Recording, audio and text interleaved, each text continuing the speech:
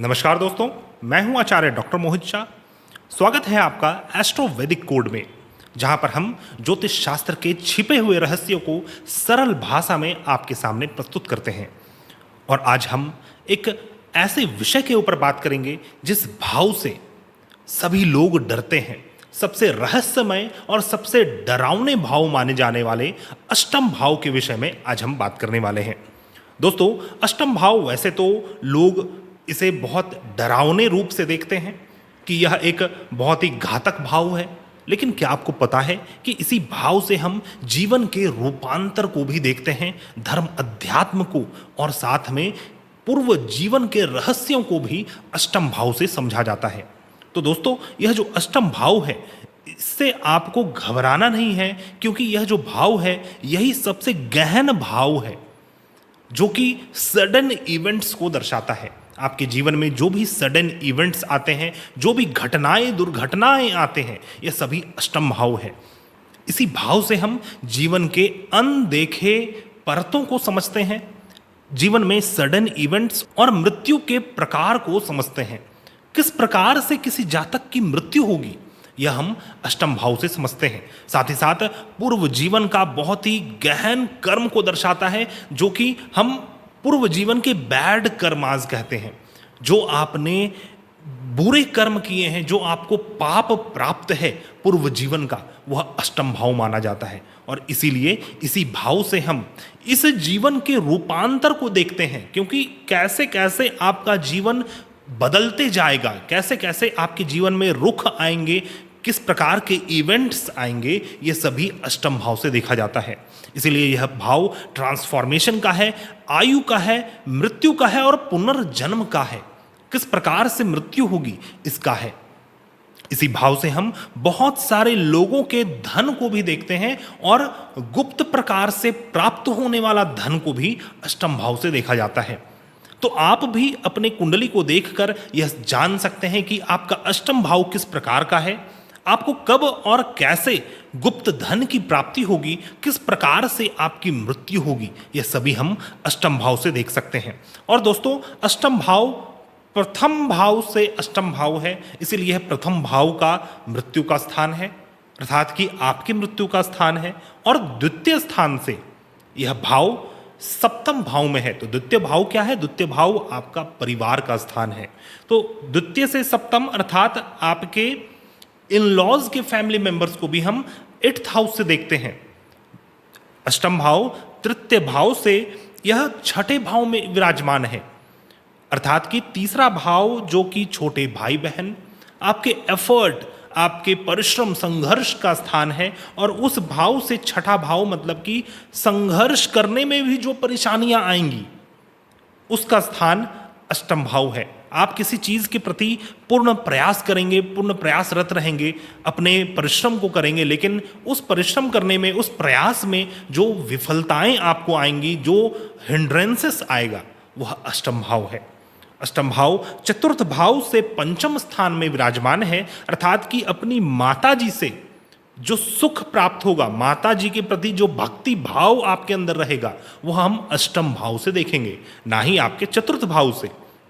उसी प्रकार पंचम भाव से अष्टम भाव चतुर्थ स्थान में है, मतलब कि पंचम भाव के सुख का स्थान चतुर्थ भाव है, अर्थात कि आपके संतान का जो सुख है वह अष्टम भाव से देखा जाएगा।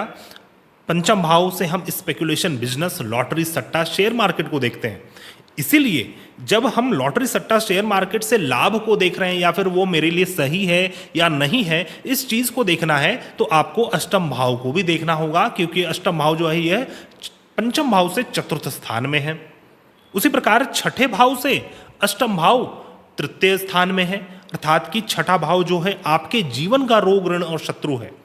और इस चीज के प्रति और क्या संघर्ष लगेगा आपका, आपके क्या एफर्ट्स रहेंगे अपने रोग, ऋण और शत्रु को नाश करने के लिए, आपने जो जीवन में लोन्स लिया है उसको समाप्त करने के लिए, यह अष्टम भाव से ही देखा जाएगा। अष्टम भाव सप्तम भाव से द्वितीय स्थान में है, मतलब कि आपके मैरिज के सुख। सप्तम भाव क्या है? सप्तम भाव आपके पार्टनरशिप का स्थान है, चाहे वो लाइफ पार्टनर हो या फिर बिजनेस पार्टनर हो। और लाइफ पार्टनर, बिजनेस पार्टनर के साथ जो आप जॉइंट एसेट बनाएंगे, जो आप धन बनाएंगे, वो सभी चीज़ें हम अष्टम भाव से देखते हैं। इसीलिए जब भी बिजनेस पार्टनर का हमें विश्लेषण करना होता है कि हम बिजनेस पार्टनरशिप में करें या ना करें, तो सप्तम भाव को तो देखना ज़रूरी है ही, लेकिन साथ में अष्टम भाव को भी देखना ज़रूरी है। उसी प्रकार नवम भाव से अष्टम भाव जो है यह द्वादश स्थान में है। तो नवम भाव के जो व्यय का स्थान है वह अष्टम भाव है। अब नवम भाव का व्यय क्या हो सकता है? नवम भाव आपका भाग्य है, पूर्व जीवन का जो शुभ संचित कर्म है, जो आपने गुड कर्माज किए हैं पूर्व जीवन में, वह नवम भाव है। और जो इस जीवन में हम बैड कर्म करते रहेंगे वह अष्टम भाव है। तो जब हम बैड कर्म करेंगे तो हमारा भाग्य का नुकसान होगा, भाग्य का क्षय होगा। इसलिए यह भाव नवम से द्वादश में है और भाग्य के व्यय को दर्शाता है। अष्टम भाव दशम भाव से एकादश स्थान में है। दशम भाव से संबंधित जो आय होगा वह अष्टम भाव है। दशम भाव क्या है? आपका करियर है, आपके वर्क इन्वायरमेंट है, आपके फादर हैं, आपके उच्च अधिकारी हैं, गवर्नमेंट है, और गवर्नमेंट से संबंधित, फादर से संबंधित जो आय होगा वो हम अष्टम भाव से देखेंगे। तो दशम भाव मैंने बतलाया कि यह करियर का स्थान है। तो करियर कैसे ग्रोथ होता है? जैसे जैसे जातक एक्सपीरियंस्ड होते जाता है वैसे ही करियर में उत्थान मिलता है। और एक्सपीरियंस्ड कैसे होगा? रिसर्च वर्क से। इसलिए अष्टम भाव रिसर्च वर्क का भी स्थान माना गया है। और जितना अधिक आप रिसर्च करते जाएंगे, जितना अधिक आप डेली बेसिस पे बहुत सारे लोगों से डील करेंगे, बहुत सारे लोगों के धन के साथ डील करेंगे, उतना अधिक आपका दशम भाव, आपका करियर ग्रोथ होते जाएगा। अष्टम भाव एकादश स्थान से आपके दशम भाव में है। मतलब कि अपने जीवन में आय करने के लिए आपको अष्टम भाव के चीजों के प्रति कर्म करना होगा, क्योंकि जो एकादश भाव का जो कर्म स्थान है वह अष्टम भाव है। उसी प्रकार द्वादश भाव से अष्टम भाव नवम भाव में है। द्वादश भाव क्या है? स्पिरिचुअलिटी का है, डोनेशन का है, दान का है, फॉरेन ट्रैवल का है, फॉरेन लैंड का है। और द्वादश भाव का भाग्योदय कब होगा? जब हम अष्टम भाव को देखेंगे, अष्टम भाव के प्रति काम करेंगे। और अष्टम भाव क्या है? सिद्धि साधना है, अकल्ट मिस्टिसिज्म है, स्पिरिचुअलिटी है, साथ में सेक्सुअलिटी भी है। तो द्वादश भाव भी स्पिरिचुअलिटी है।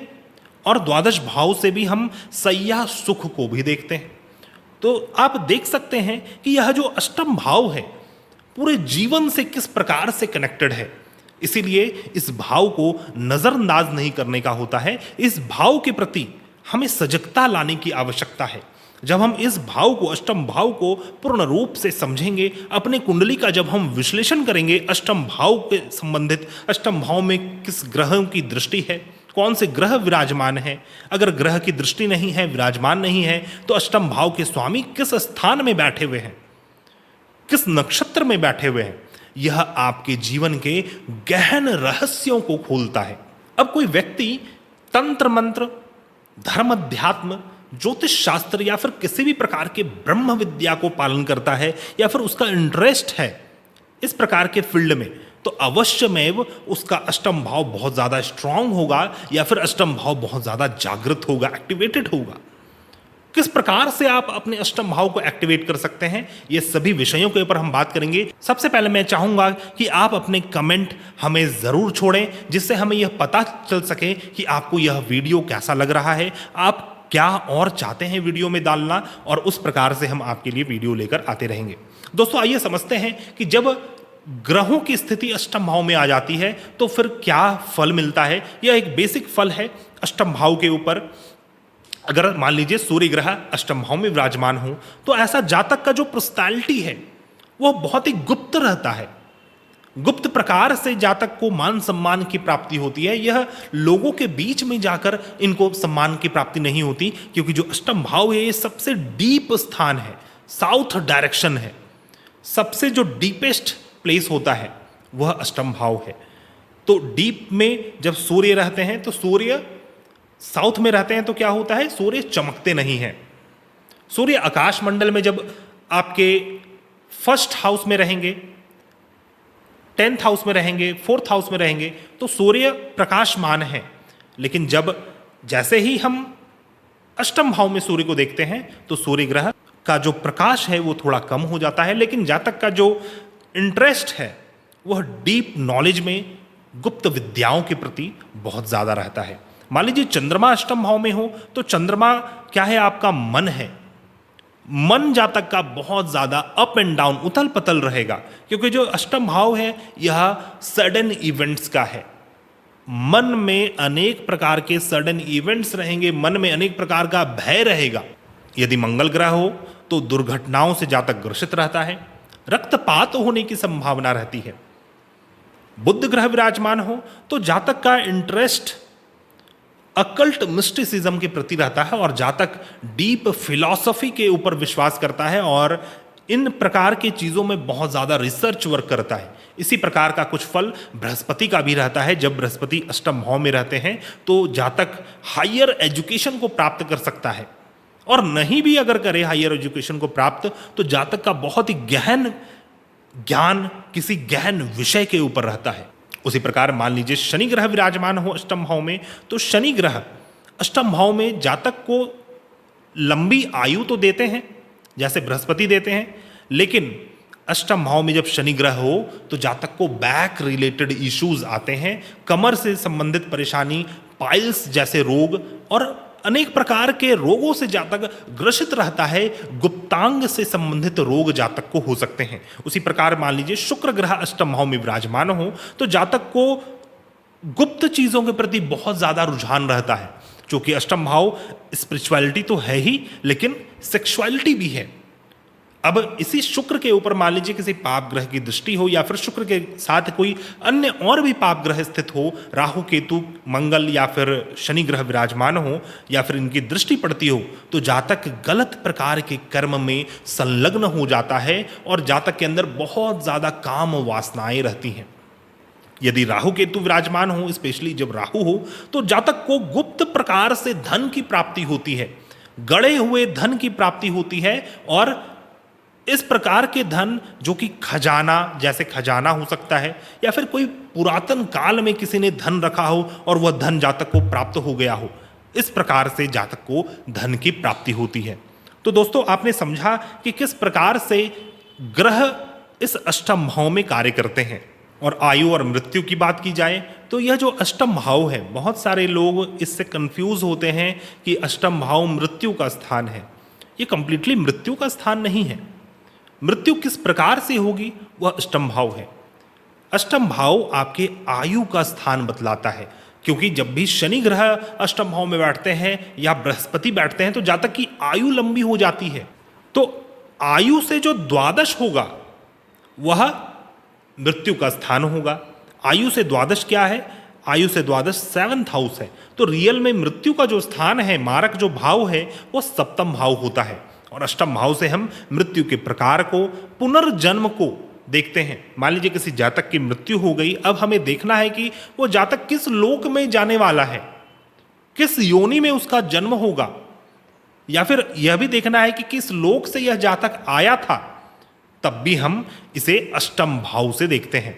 दोस्तों इसके ऊपर भी बहुत ही विस्तार से वीडियो मैं लेकर आऊंगा कि किस लोक से आप आए हैं और किस लोक में आपको जाना है। इसलिए इस भाव से हम बड़े रूप से जीवन में रूपांतर को देखते हैं। जब भी अष्टम भाव से संबंधित जीवन में चर दशाएं चलती हैं, मान लीजिए आपके अष्टम भाव में कर्क राशि है और कर्क चर की महादशा चल रही हो, तो इस पूरे कर्क चर की महादशा में जातक का ट्रांसफॉर्मेशन होता रहता है, जातक का रूपांतर हो जाता है, जातक बिल्कुल चेंज हो जाता है। अब हमें यह देखना होगा कि उनके कुंडली में अष्टम भाव में किन प्रकार के ग्रहों की दृष्टि है, कौन से ग्रह स्थित हैं, अष्टमेश की क्या स्थिति है, अष्टमेश के साथ कौन से ग्रह का संबंध बन रहा है, आपके नवमांश कुंडली में किस प्रकार की स्थिति अष्टम भाव की है और अष्टम लॉर्ड की है। तब हम उस पूर्ण फलादेश को कर सकते हैं कि आपका रूपांतर किस प्रकार से होगा। अष्टम भाव पूर्व जीवन के गहन कर्मों को दर्शाता है। वैसे तो पूर्व जीवन के बहुत सारे भाव होते हैं, पंचम भाव, छठा भाव, अष्टम भाव, नवम भाव और द्वादश भाव। पूर्व जीवन के ऊपर हमने इससे पूर्व के वीडियो में बहुत ही विस्तार में वीडियो बनाया है, आप उसे देख सकते हैं। तो अष्टम भाव जो है यह पूर्व जीवन का बैड कृत्य कर्म है, इसलिए यह आपके कर्मों के अनुरूप आपके अंदर रूपांतर लाता है। आइए अब हम समझते हैं अष्टम भाव से संबंधित क्या उपाय हो सकते हैं। सबसे पहले मैं आपको बतला दूं, अष्टम भाव के लॉर्ड का कभी भी रत्न धारण नहीं करना चाहिए। मान लीजिए किसी त्रिकोण के स्वामी अष्टम भाव में बैठ गए हैं, तब हम उनका रत्न धारण कर सकते हैं विशेष सिचुएशंस में, लेकिन अष्टम भाव के स्वामी का रत्न आपको कभी भी धारण नहीं करना चाहिए। क्या और कर सकते हैं? मंत्र जप। चाहे किसी भी ग्रह की दशा अंतरदशा चल रही हो, लेकिन अष्टम भाव से संबंधित परेशानी आ रही है, जीवन में घटनाएं दुर्घटनाएं हो रही हैं, प्रेत बाधा का प्रकोप है, तो फिर आपको महामृत्युंजय मंत्र का जप करवाना चाहिए। इससे आपको काफी लाभ होता है। साथ ही साथ अष्टम भाव के जो नैसर्गिक रूप से जो स्वामी ग्रह हैं वो शनि राहु केतु माने गए हैं, स्पेशली राहु केतु। तो राहु से संबंधित आपको दान करना चाहिए, शनि से संबंधित आपको दान करना चाहिए, और अष्टम भाव से संबंधित ग्रह जो ग्रह स्थित हों और जिस ग्रह की दृष्टि पड़ती हो, साथ में जो ग्रह अष्टम भाव के स्वामी हों, इन सभी ग्रहों के वस्तुओं का दान उन ग्रहों के वार में, उन ग्रहों के होरा में आपको करना चाहिए। इससे आपको अष्टम भाव का शुभ फल प्राप्त हो सकता है। और हमेशा ध्यान रखें कि जब भी अष्टम भाव से संबंधित दान करना हो तो यह दान गुप्त दान होना चाहिए। उस दान के विषय में किसी को भी पता नहीं चलना चाहिए। तो दोस्तों, आज का हमारा वीडियो कैसा लगा आपको, आप हमें कमेंट में बता सकते हैं। मैं अधिक से अधिक रोचक वीडियो लेकर आपके समक्ष प्रस्तुत होता रहूंगा। आप हमारे चैनल से जुड़ें और हमें मोटिवेट करें, जिससे हम अधिक से अधिक रोचक वीडियो आपके लिए लेकर आ सकें। मिलते हैं हम नई वीडियो में, तब तक के लिए धन्यवाद। जय हिंद। मिलते हैं हम नई वीडियो में, तब तक के लिए धन्यवाद। राधे राधे।